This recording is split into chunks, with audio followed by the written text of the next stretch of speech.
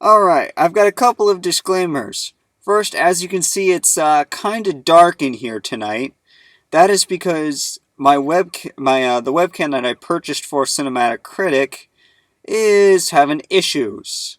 So I am using my computer's webcam instead. So I will look like this for this review and the Spectre review that I will be doing in well, I'll be seeing the movie in about an hour. The second disclaimer is that though I am familiar with the Peanuts, and though I have seen a couple of the episodes, I am not a giant fan. Doesn't mean I don't like them. I love the Christmas episode. It's still in my head to this day. Uh, but, but, I never fell in love with them like some people did. The other thing is, as you know, or should know about me by now, and if you don't, here it is. I judge the movie based on the merits of the movie. I do talk about, how good was it compared to the TV show, but when I don't know the TV show all that much, then, I judge it based on the movie. And that is what I will basically be judging this movie on. Because I'm not all too familiar with the TV show. I know a couple of the funny gimmicks that happen that seem to be a repeat, like Charlie trying to kick the ball while Sally holds it. Person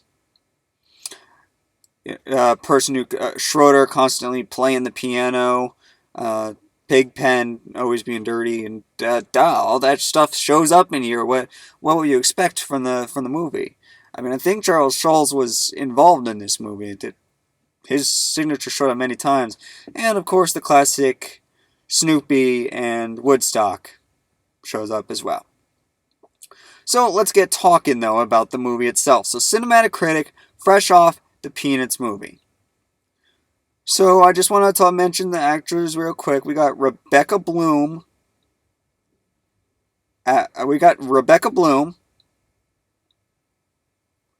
Anastasia Bredinka. Forgive me for saying that wrong. Francesca Capaldi, Alexander Garfin, Noah Johnston, Hadley Bell Miller, and Noah Schnapp. And the characters in that order are Marcy, Patty, the little rascal, I don't quite understand. Also, there was Kristen Chenoweth as Fifi. I'll get to that when I get to Snoopy's little side story. Then there was Linus, Schroeder, Lucy, and Little Kid, and Charlie Brown. I skipped Little Kid, didn't I? Then, at last, there was Bill Melendez as Snoopy. But let's get into the actual movie now. So, this film actually managed to me, it seemed like it was one big, long Peanuts episode. And it worked. I didn't love it, but I definitely didn't hate it. I think where it falls short is I don't want to give too much of the plot away because, like I said, it's like a Peanuts episode from based on the fact that I still remember the Christmas episode, and I guess this is meant to take place around over a period of a year. Apparently, it starts in winter and then it goes to Christmas time and then it ends in the spring or the start of summer rather. Interesting idea, but it's basically how Charlie Brown has to work up the courage to ask this girl out. And we get some funny things in there. I'm going to talk about the three main story points. And it's all basically Charlie Brown trying to impress this girl. Of course, there's a part one where he just tries to go straight up to her, and Snoopy tries to help him do it. Like the previous show, he pushes him up to the new girl's doorstep, rings the bell, and then ditches him. we've got jokes like that come in where he's like, ah, it's so great to have a man's best friend, and then Snoopy ditches him, and he's up there on his own. One thing that I don't hear too much of is you don't hear like good grief in here. Like the I would say the character that has the most that I would hear about in pop culture would be Schroeder, who is constantly playing the piano, and there are constant references to that. But anyway, the second is that Charlie Brown's test scores gets mixed up with peppermint patties, and everyone thinks he's a genius now. And now everything is going his way. And the movie starts out and it really dramatizes how nothing goes right for Charlie Brown. Now, I don't know if the original was that way. I mean, I know, like, for example, I'll say it again, Charlie trying to kick the ball and never doing it. I guess Charlie could never fly a kite, and that's mentioned in the first portion too. So, based on that, maybe we could safely say that Charlie Brown never got it. Everything seems to go wrong for Charlie Brown, just an unlucky kid. But I will go out on a limb here and I say that since this was a movie, they definitely probably drummed it up. Everything goes wrong for Charlie Brown. Everything.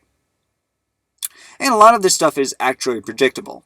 Like the new girl loses her pen, he's going to give it back to her.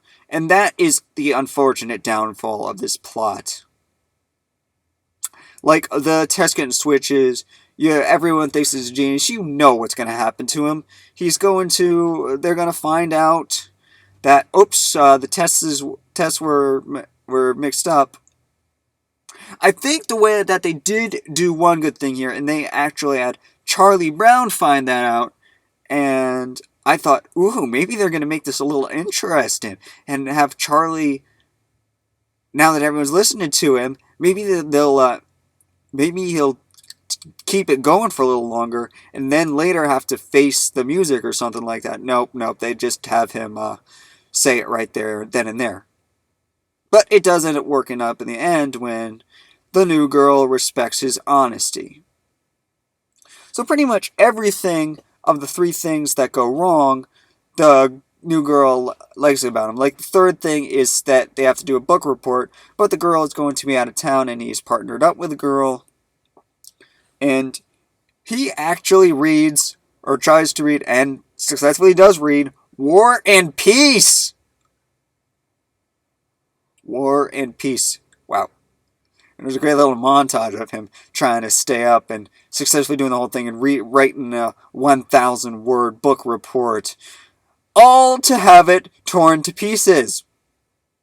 Yep. Saw that coming. Something was going to happen in the book report. And yes, that does indeed happen. But in the end, she's like, in the last literally 2 minutes of the movie, she's like all this, and she's like, and you tried to write a book report for me. And there are a couple times, like that time, she tries to talk to him. At the same time, I feel like it was 3 separate Charlie Brown episodes pushed into one movie. Tied together by one theme, but I generally don't like those kind of things. Trying to look at it as a cinematic thing, it just really doesn't work. It's like World War Z, I think it was, that had 5 different plots and they all were somehow connected. But they were all happening in different worlds. Like in this, it's all happening in the same world. It's all in a linear timeline. It takes place in a couple of months, over like a year's time. Starts out in the winter, finishes in the summer. And Charlie Brown does, spoiler alert, end up getting the girl. Well, what do you know? Everything that went wrong and something finally ends up going right. He finally talks to her, and she says, as part of the pen pal project that they're going to have that summer, she'll be right in, and she likes who Charlie Brown is, and that's very interesting. So, something finally goes right for Charlie Brown, And this thing, like, he can't fly a kite at the end. It's actually flying a kite.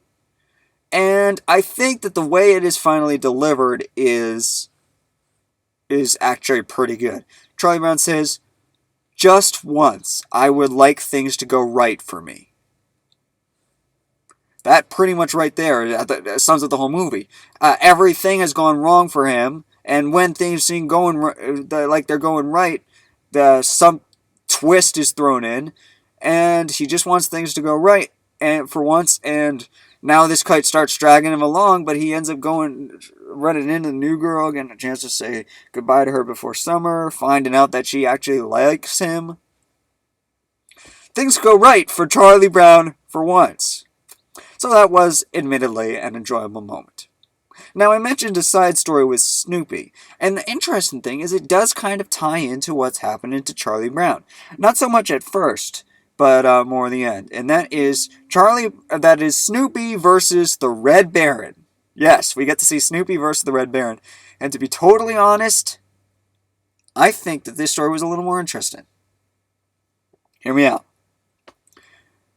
I think that this is what made the movie, this Snoopy tie-in. One of the reasons is I did see it in 3D, and the 3D, meh. The 3D during the Snoopy scenes? I'm not joking. I don't know how, but they got Blue Sky, I believe it's Blue Sky.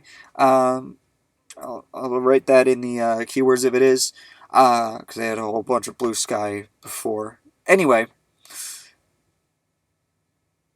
Beautiful visuals, whoever it was. I'm not kidding, it looked like those mountains were really there. The 3D was amazing during those flying scenes. Like, seriously, you could have extended that and built a whole movie around Snoopy called Snoopy versus the Red Baron or something like that. And we have him constantly trying to rescue Fifi.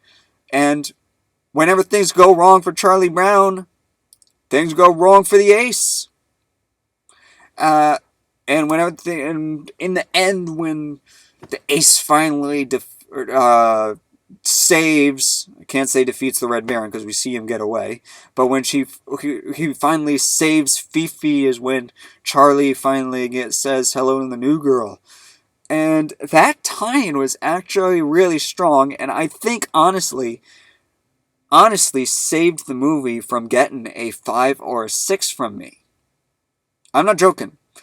Because you do expect to see Snoopy in this, and honestly, that was my biggest worry, was that we were going to be focusing too much on Charlie Brown and not get to see a lot of the other characters. But we did get to see a lot of the other characters and Snoopy, and so I do have praise for this movie.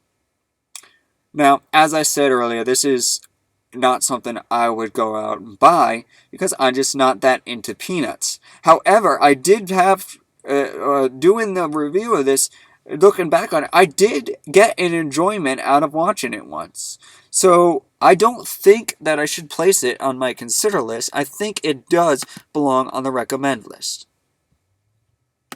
And I should have done this the whole video because I totally forgot about that I could do this the whole video and land it up. Alright, I'll do that for Spectre. Anyway, notes. Find... Oh yeah, I keep forgetting I can do search. Give me 1 second. So when it comes down to it, this isn't a movie that I loved. It's just not. I'm sorry. But I know that if you're a Peanuts fan out there, you're definitely going to love this movie. So I would definitely put this on my recommend list. It's not going to get a 6, which is a so-so, and okay, a little disappointing, because I wasn't disappointed by this. I got exactly what I expected. It didn't go over what I expected. It wasn't extraordinary. Was it a really good? I can't say that. It was about what I thought it was going to be, which is for me, a 7, a go, a pretty good. Now, for a Peanuts fan, this is going to be probably a 9. A gotta go, really good, gotta go great. If you're more familiar with Peanuts than I am, and you like stuff like this, it may be an 8. No, we're really good. But for the average moviegoer who like me, maybe saw a couple episodes of Peanuts, knows who they are. This is going to be a go. A pretty good, definitely worth at least a watch, maybe a couple. And I would say, you know, just go pretty good. I think the movie's big drawbacks was, as I said, it does feel like it's a couple of Peanuts episodes smushed into one. And unfortunately, that hardly ever works. World War Z didn't do it. I believe it was World War Z. Let's see. I'm trying to think if I can think of another one. I think the only place where I've actually seen that kind of three-part structure work, where the three parts act, was where they did the 3 episodes as if they were 3 acts, and that was actually in the Three Stooges movie. I know some people didn't like that, but they did their 3 episodes, but they also made sure that the 3 episodes broke down into 3 acts. So to end this review, let me just say that I don't feel like the 3 episodes they had in this really broke down into 3 acts. The first one where we set him up with seeing the girl, yeah, but I feel like it had its own Act 1, Act 2, and very short Act 3 in which everything went wrong. And then the book report. The dance. Act 1, Act 2, and Act 3 where everything went wrong. Where Key like crashed and the new girl. You see this. And then you got the Act 1, Act 2, Act 3, the book report. And then you got like the grand finale, honestly, which is the actual Act 3 of the film. A very short Act 3 of the film where he finally... I feel like the whole thing is one big long Act 2. A very short Act 1, like a matter of 10, 15 minutes. And a very short Act 3, like 10 minutes. And the whole rest of it is a whole bunch of separate Act 2s. And that just kind of doesn't work for me. I mean, if that's your kind of cup of tea, go for it. And it does work. I just think as a cinematic piece, not so much. But please, let me know your opinion. Do you hate me because I gave the movie a 7 and you absolutely think that it should have gotten better? Remember, this is just my opinion. What's yours? Are you with me? Do you think that as a movie, this just didn't cut it as much as it could have? Do you think that maybe there's something more they could have done to... Are you a hardcore Peanuts fan who feels like maybe they made this too much of a movie? Like maybe certain things are missing. Like Charlie Brown doesn't kick the ball at all. Doesn't try to kick the ball at all in this. Although he does go to Lucy for advice in once. Schroeder is in here. I mean, honestly, there are... I know I said I wasn't a huge Peanuts fan, but there are many Peanuts things that are left out to make room for a story. So it's kind of like pick one or the other, or mix the two successfully. But that's what I have to say about Peanuts. It'll be interesting to see whether Skyfall fares any better. Will it also get a recommend?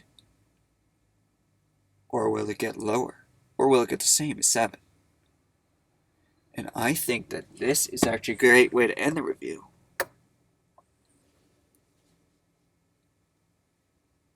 Spectre, James Bond. Coming up. Right after I upload this, I'm going to upload that one. Oh, and by the way, I have an announcement. For all those who stayed to the end of the video, thank you. And I have an announcement to make. I do have tickets to the Thursday night at 7:30 at this theater in Swansea showing of Star Wars Episode 7. I will be posting the review on Thursday night. I will be doing the review, posting the review on Thursday night. So if you've got tickets for Friday, I've got you covered with the review. I tried to get IMAX tickets, but they had already sold out. Luckily, I got one of the last tickets, I'm not joking, one of the last tickets for the 3D showtime here at the Swansea location. I'm not joking. They're sold out of the tickets now.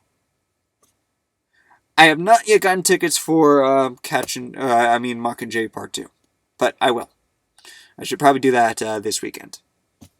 But I don't think the tickets are sold out quite as fast as the Star Wars tickets, which crashed the site. Anyway, that's my Cinematic Critic announcement, and that is my review for the Peanuts movie. Hope you enjoyed it. Tell your friends. I am trying to get a lot more viewers, and I'm probably going to try to start marketing this channel. Cinematic Critic, fresh off the movies for you, and you don't like it? I don't care. You like it? That's great. Always glad to hear opinions. And as you can see, I'm still trying to kind of find my identity in the critics. But I think I've got it. I'm on my way. And if you're still here, the review's over.